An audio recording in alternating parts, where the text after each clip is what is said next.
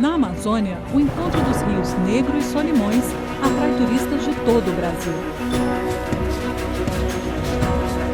Conta a lenda que as águas não se misturam porque foi ali que o líder indígena Juricaba se atirou para a morte, pelo desejo de libertar seu povo do domínio dos colonizadores.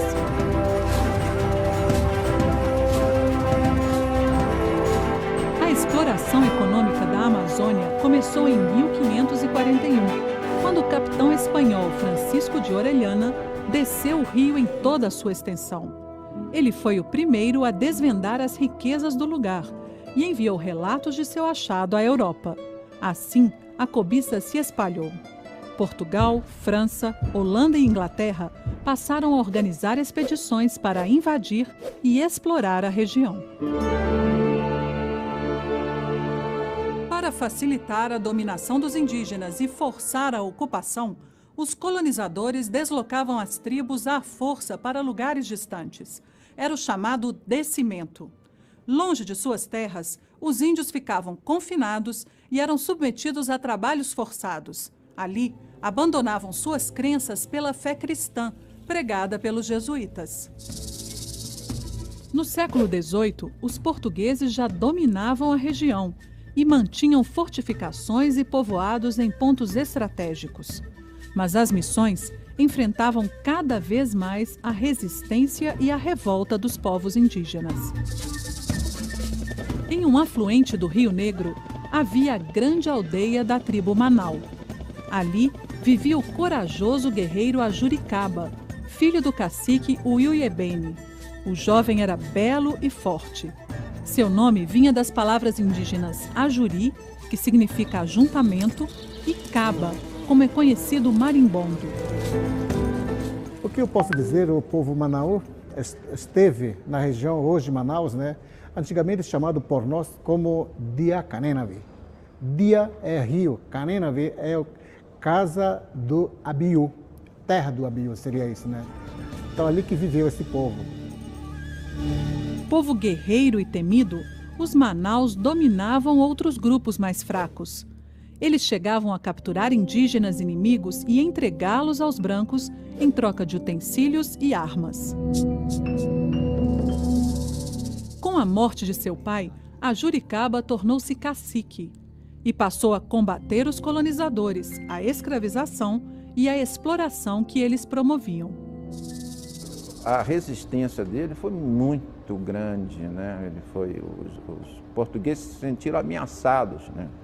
Realmente guerreavam mesmo contra os portugueses, até haver umas expedições punitivas para prender ele, para acabar com a revolta. Em 1723, indígenas comandados por Ajuricaba atacaram uma tropa vinda de São Luís. Tão logo soube do ocorrido, o governador do Maranhão e Grão-Pará pediu reforços a Portugal. Maia da Gama mandou dizer ao rei que o cacique guerreiro era uma ameaça, pois estaria aliado aos holandeses. O cabo Belchior Mendes de Moraes foi enviado de Lisboa e seguiu para a região do Rio Negro com seus soldados. Mas nem assim foi possível conter Ajuricaba. O cabo Belchior pediu ajuda ao governador, que enviou João Paz do Amaral e mais uma tropa ao encalço do guerreiro. Líder de grande carisma, Ajuricaba conseguiu unir várias tribos na Confederação do Rio Negro para impedir a dominação portuguesa na região. Estrategista, o cacique criou uma vigilância permanente para dificultar o acesso inimigo desde o Baixo Rio Negro até o Rio Branco. Toda a região ficou sob o comando de Ajuricaba. Os ataques se estenderam durante anos. Finalmente, Belchior Mendes pediu mais reforços. Lembrando-se de uma lei de abril de 1655, que já havia até sido revogada, declarou a chamada Guerra Justa. Essa lei justificava qualquer ação ofensiva contra os indígenas. Os ataques de Ajuricaba eram motivo suficiente para a guerra. A Guerra Justa, inclusive, tem o selo papal, né, junto com o rei, né? A Guerra Justa era, quer dizer, se os índios atacassem os portugueses, era justo que os portugueses atacassem, uma maneira só de opinião pública, né? De convencer a opinião pública disso. Mas com isso os portugueses atacavam quem não atacava também. Aí era um massacre danado. O que os portugueses queriam era dominar mesmo, escravizar, explorar economicamente, né? Tomar para si o território. De Belém, seguiram numerosas tropas fortemente armadas contra a Confederação Indígena. 300 malocas foram incendiadas.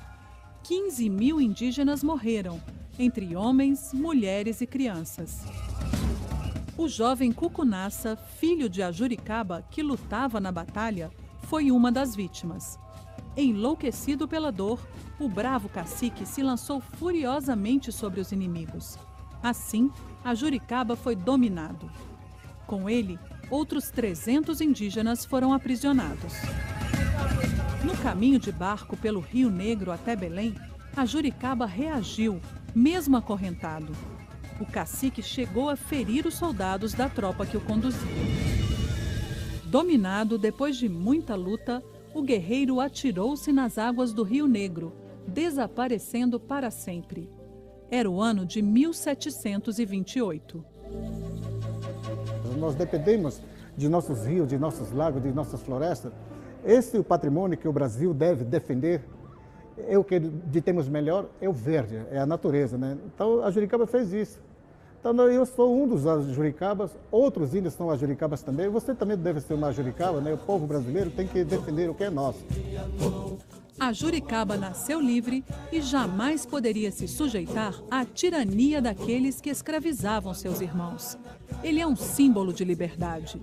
Lutou até o fim contra a submissão do povo indígena.